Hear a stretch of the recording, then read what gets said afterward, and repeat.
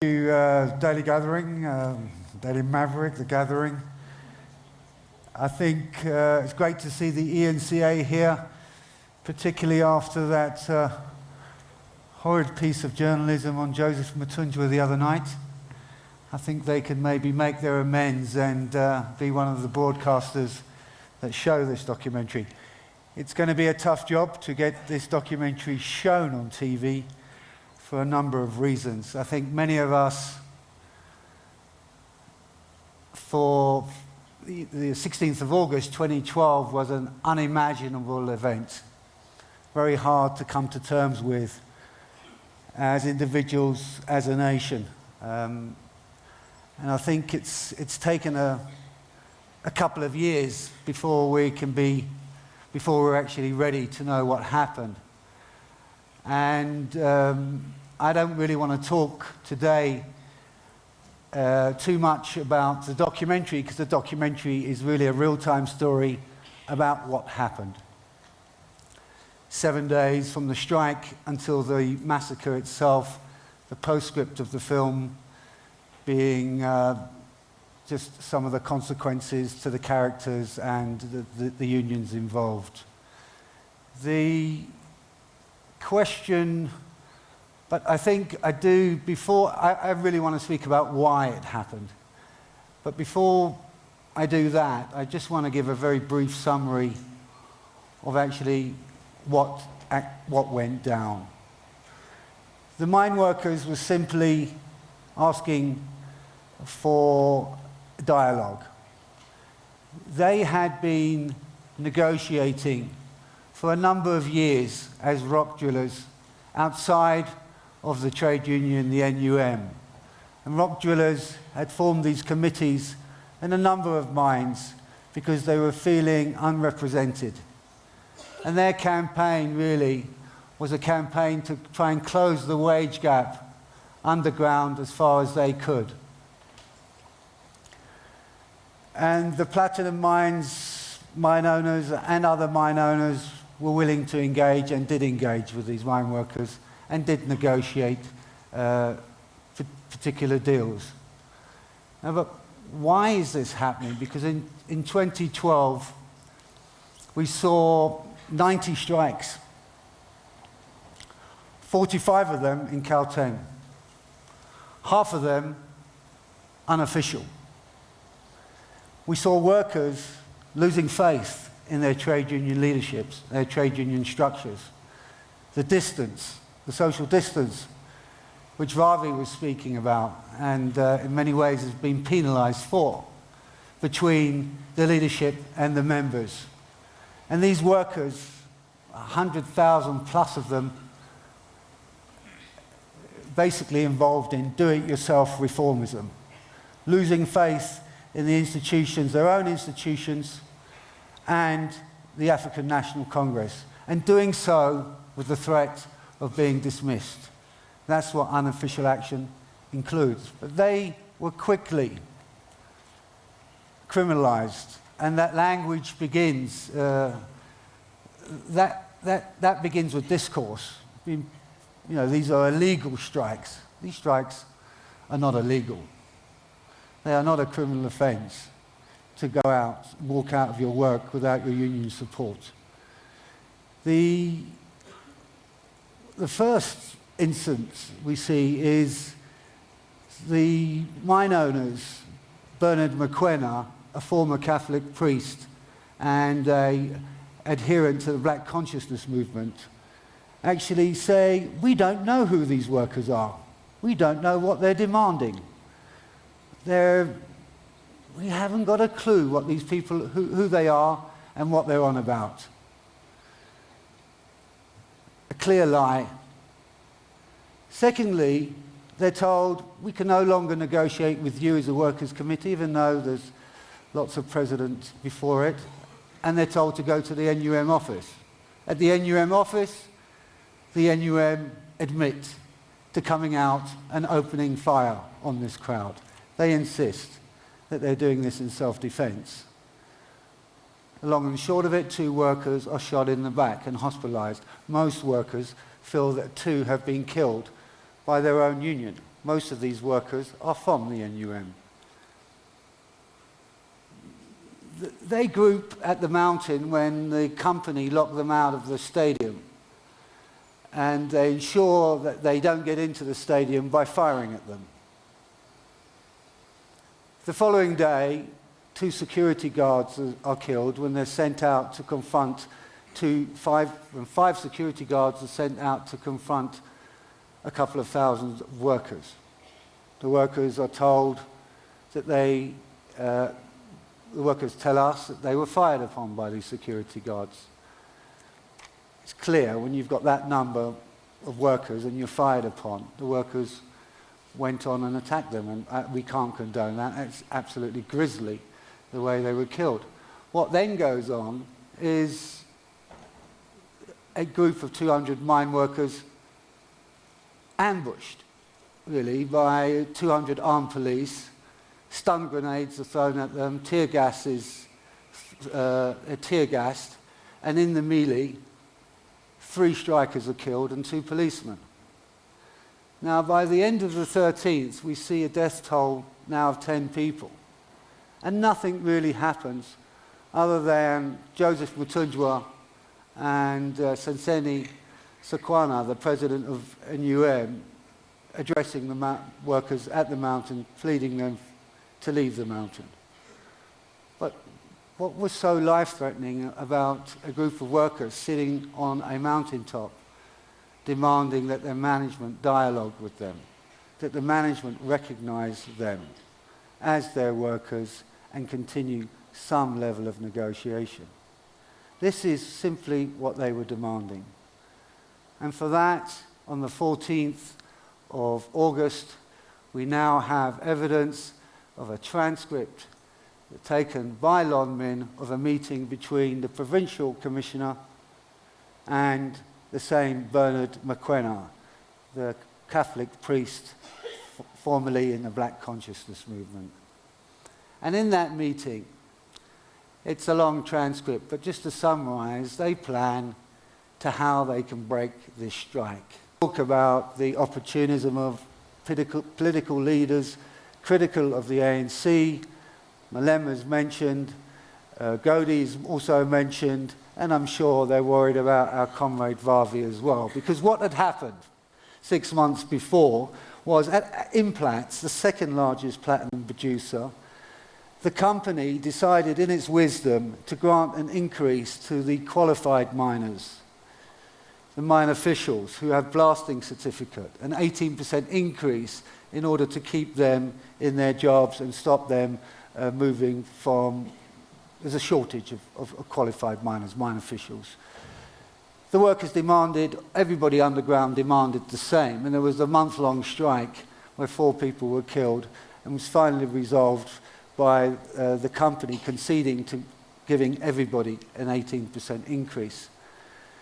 Now, the only people that those workers would listen to was Malema and indeed Vavi. They would not entertain their own leadership addressing them on this issue because it was believed that their own leadership gave a nod and a wink to the 18% increase that would only be awarded to the qualified miners, the mine officials. 6 months later, Lon Min, the workers are attempting to catch up with the company down the road, the workers who they share their informal settlements with, and they too start putting in their demand for an increase for the rock drillers. And once the rock drillers put in an increase, most mine workers follow, take the lead of the rock drillers, the most powerful group of underground workers. And it was that which really sparked the attempt to stop the strike spreading any further and for big increases to be awarded. Lon Min had taken a $700 million loan to expand its operations, to increase its handsome profitability. And we've got to understand that, you know, from 2006 to 2011, mining companies, platinum mining sector made 160 billion rands in profits over that period. Most of it quickly went out to the shareholders. So when they plead poverty in 2012 and 2013, and again now as we talk, 3 months into a mine workers' strike, I think we have to be rather circumspect about the nature of this. And this is what's really driving the rage and the splits that we're seeing in our society. Because with the clear intention followed from the 14th to break this strike, and then the discussion, this email from Cyril Ramaphosa to Susan Shabanga, the Minister of Mineral Resources, who he convinces to characterize this dispute as a criminal action rather than as a labour dispute. And this was the debate going on for a couple of days. She finally agrees and goes into Cabinet. What happens at Cabinet meeting level, we're still to find out, if we ever find out. But what we do know, that evening, Ria Piega and her provincial commanders at the highest management meeting of SAPS decide that they will endorse this strategy for dispersing and disarming, and that they will resource the police to disperse and disarm. And that means the issuing of live ammunition, 4,000 rounds in this case. Furthermore, the resourcing of this action led to 4 mortuary vans to be ordered the morning of the massacre.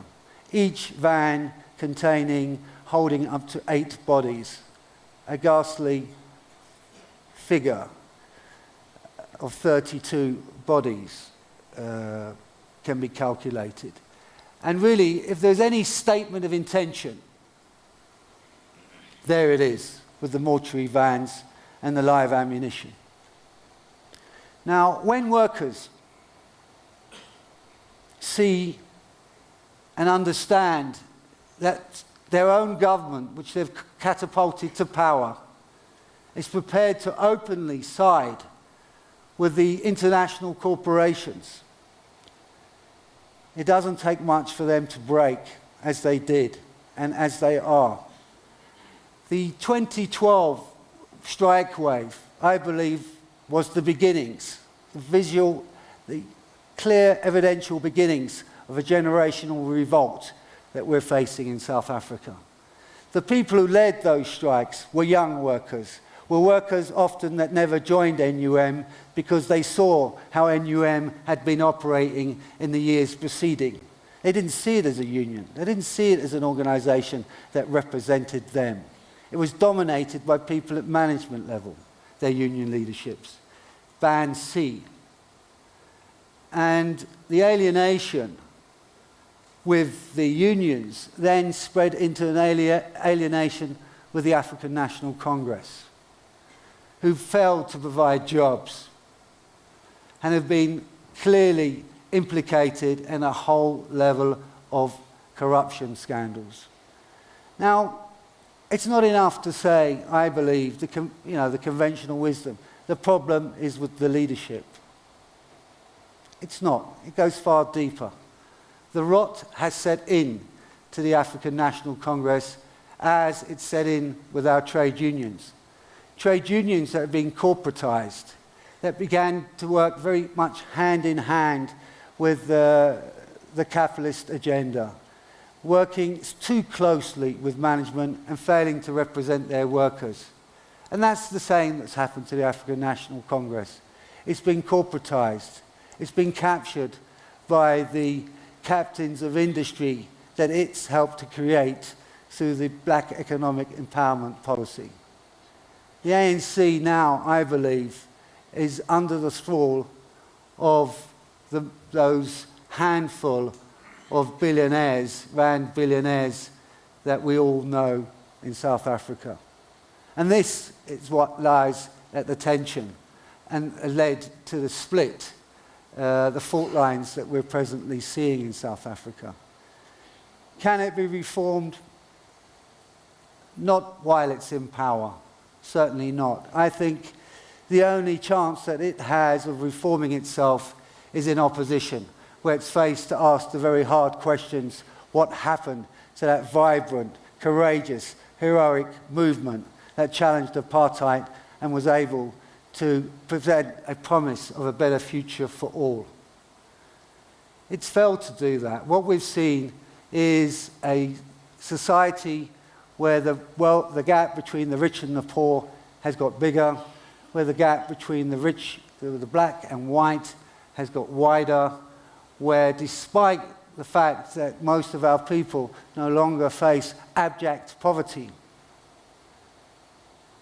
we are now the most unequal country in the world, and that's what sits at the rage in South Africa at the moment, sits at the very centre of the fallout that we're all witnessing.